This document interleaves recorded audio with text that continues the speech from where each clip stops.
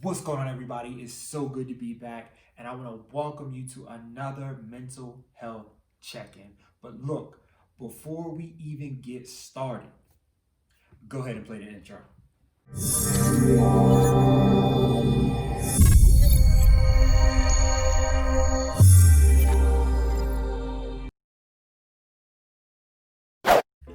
Welcome, welcome, welcome. It is so good to be back.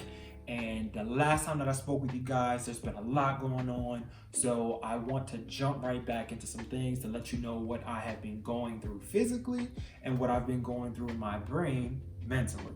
So the number one thing that has happened since the last time that we spoke is I moved from New Jersey all the way to Arizona. Now, some may ask, well, why did you do such a thing? Well, I'm here continuing my journey, going to grad school because I really want to be a guidance counselor or school counselor. So, the things that come with it are heavy.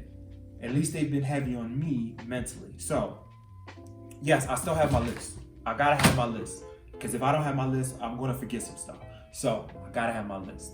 Now, the first thing that I have dealt with, I shouldn't even say the first thing, it's the biggest thing, right? The biggest thing that I've dealt with is fears moving away from home.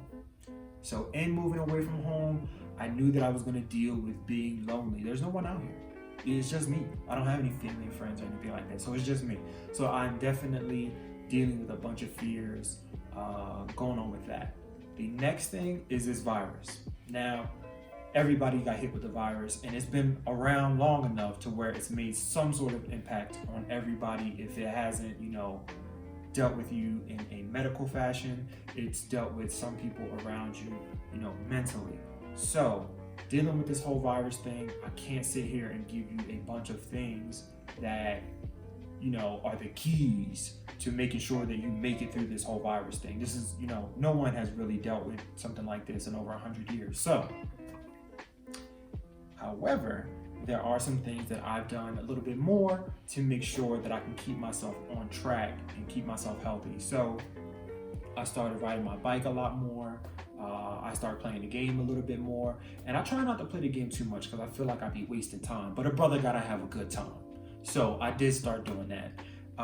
The next thing is not really having any support or help here. Without any family here, I'm just like, well, who am I supposed to depend on? And that person is me.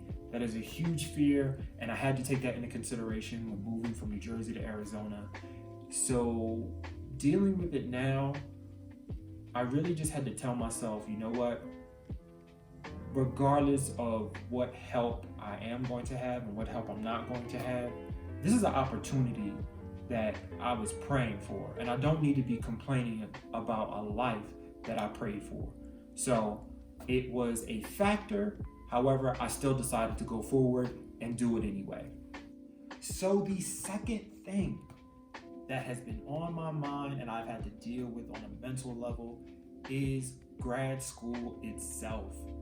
Grad school is so frightening to me, and it's really just because going through my undergrad, I was always scared of the classes that I didn't think that I would do good at. Now, when I look at grad school, knowing that it's going to be that much harder, I'm just like, man, I'm really scared of this one. So there's a couple things that I'm really scared about, right? It's the fact that I may fail.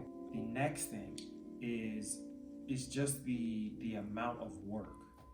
The amount of work is insane, or at least that's my assumption of it, right? Because I haven't even went. Today will be my first day. So the amount of work, it just sounds insane. The way that people talk about grad school is just insane. So it just makes me that much more fearful. Now, being fearful of the program itself did not stop me from going. I went anyway. I'm here to do it. Like I said, today is my first day. When it came to struggling in my undergrad years, I struggled, but I still reached out for help, and I just had to put that much more work in to make sure that I was getting the grades that I really wanted. So I graduated with honors in my undergrad years, so I'm really hoping that as I go through my grad school years, I will do that much more great. Now, the third thing, I had to sit up for this one. The third thing that I have for you is my take two. The third thing that I have for you today is, I had to sit up for this one, is my graduate assistantship as a mentor. Now, it's crazy that this is like a fearful thing, and I've had to deal with some mental problems with this as well. And it's crazy because I've been mentoring since 2011. However, it's never been in a structured environment like this. So my fear is the amount of work and balance that I have to do in between the actual position and grad school, and also the people that are now under me because I'm their supervisor. I'm just really just scared of letting them down or not being there when they need me.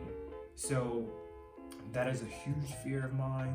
However, I'm going to put my best foot forward. And again, this is the trend here, so we're going to say it for the third time for the people in the back. I am scared of letting people down. I am scared of coming out here and failing. I am scared of the amount of work that I have to do. I am scared of the process period of getting this next degree. However, I'm going to do it anyway. Let me go ahead and say it for the people in the back. Do not allow your fears to stop you on your journey. You are greater than what your emotions may portray. So, that is my mental health check-in for this month. Y'all have a blessed week, and I will talk to you soon.